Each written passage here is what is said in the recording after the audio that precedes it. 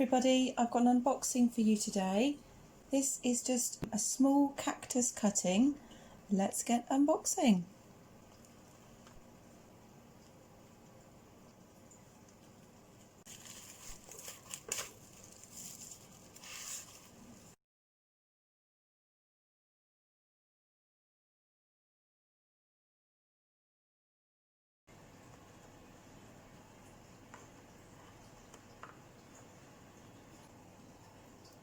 So here is where the cutting was taken, just below the two stems there. It's nicely calloused over, so that means we can plant this up straight away.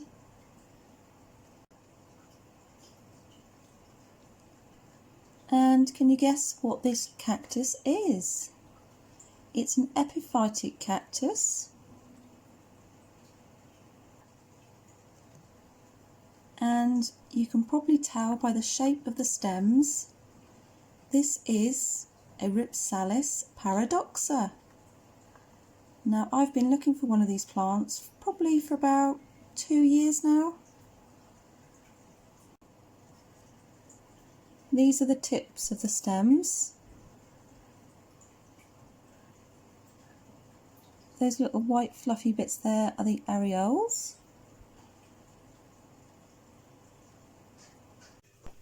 Before I repot this cactus in this video, here is some care and information about Rhipsalis paradoxa.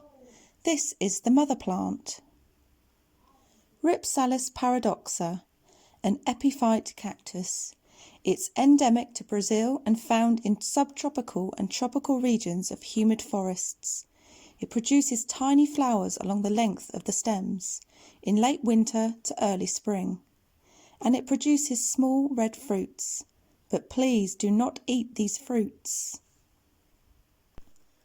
This epiphytic cactus enjoys indirect sunlight to a semi-shaded position, in morning or late afternoon sunlight, in an east or west facing position, which is ideal. How can you compromise on this if you don't have the right conditions?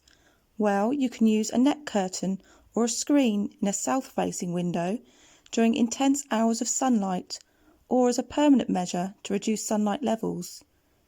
You can remove the cactus out of the sunlight only during the peak hours of the intense afternoon sunlight. Position the cactus set back from the south-facing window or to the side to lessen the intensity of sunlight, perhaps on a stand or a table. Consider using a grow light to supplement light needs if only you have a north-facing window or no other natural light source. Epiphytic cactus do well under lights. So, what does Rhipsalis paradoxa actually enjoy? Well, it likes moist soil and allow it to dry before watering it again. It doesn't want to remain too wet constantly. It needs to dry out. It likes high air humidity. From 50% to 70% is great for growth. An average temperature, preferring 18 degrees to 24 degrees Celsius. And it enjoys being underpotted, so please use small pots where possible. They have such a small root system. They like their stems being pruned. You can prune up to 2/3 of the length of the entire stem. And most importantly, when you water this cactus, it really likes soft water. So you use rainwater, distilled, filtered, deionized water only, or if you are in a very soft water area, then perhaps you can use the tap water, but I recommend you test it out before use. A top tip of mine is personally, I use the water extracted from my dehumidifier. It operates in an ionizer mode. So I use all of the water that's collected in the tank to water my cactus plants, especially lime-sensitive cactus plants, which Rhipsalis paradoxa is. It's very lime-sensitive. So if you have a dehumidifier, test out the water because it's a great alternative source of water if you run out of rainwater. If you are concerned, you can use a TDS meter to measure the water. A reading of 50 or less is a good reading, so this will be safe to use on your lime sensitive plants. So let's get ready to repot this epiphytic cactus. Here's the epiphytic substrate, all mixed up and ready to use.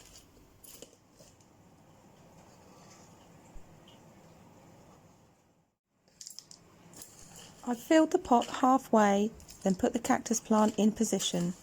Now I'm just filling all the way up to the rim of the pot.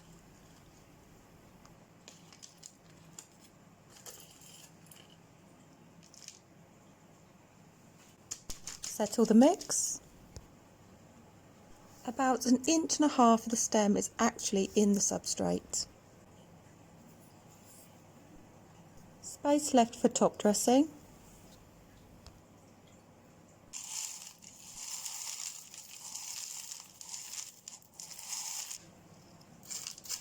These stones are a lot heavier and more support for the stems.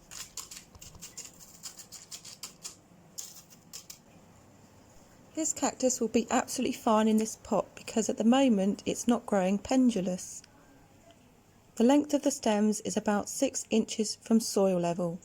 Until it starts arching over, it will stay in a pot like this, and then I'll transfer it to a hanging basket. Then a good old mist spray of water just to keep it humidified.